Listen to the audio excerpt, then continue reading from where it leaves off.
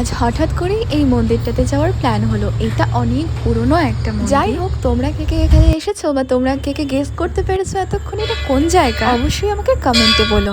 যাই হোক, এখানে একটা শিব মন্দির ছিল। আমি অনেক দিন পরে গেছিলাম। বাই দ্য ওয়ে, আমি আগেও অনেকবার গেছি মন্দিরটা, বাট কোনোবারেই তো ভিডিও করা হয়নি, তাই ভাবলাম তোমাদের সাথেও এটা শেয়ার করি। এটা একটা অনেক পুরনো মন্দির। তোমরা হয়তো এই ইটগুলো দেখেই বুঝতে পারছো ডিজাইনটা এত পুরনো, এত পুরনো।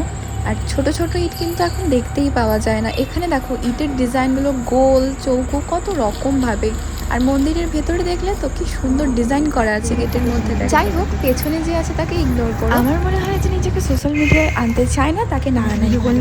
সেইখানে গিয়ে আমরা অনেকটা টাইম স্পেন্ড করেছি আর খুব ভালো লেগেছে। তো তারপরে একটা মন্দির চত্বরটা ভালোভাবে ঘুরে ঘুরে দেখছিলাম। সামনে একটা শিব মন্দির ছিল, চলো ওই শিব মন্দিরটাতে যাওয়া যাক। আশেপাশে অনেক বসার জায়গা আর মন্দিরটা শেড দিয়ে অনেকগুলো ক্যামেরা লাগানো হয়েছে দেখলাম। আগের বার যখন এসেছিলাম তখন তো ছিল না, বাট এবার রিসেন্ট লাগানো হয়েছে, হয়তো রাখি পূর্ণিমার পুজোতে। ওপস, তোমাদের তো বলতেই ভুলে গেছি, এখানে কিন্তু রাখি পূর্ণিমার দিন অনেক বড় করে মেলা ও পুজো হয়।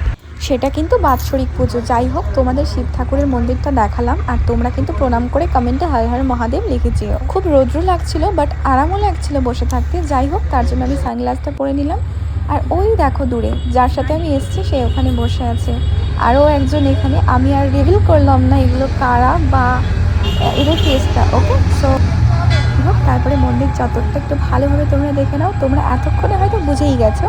যাই হোক, আমার চ্যানেলে যদি নতুন হয়ে থাকো চ্যানেলটা সাবস্ক্রাইব করে দাও এরকম আরও নতুন নতুন অনেক ভিডিও দেখার জন্য। তারপরে কিছুক্ষণ থেকে আমি বাড়ি চলে এসেছিলাম। যাই হোক, that's it for today, and subscribe করবো। টাটা।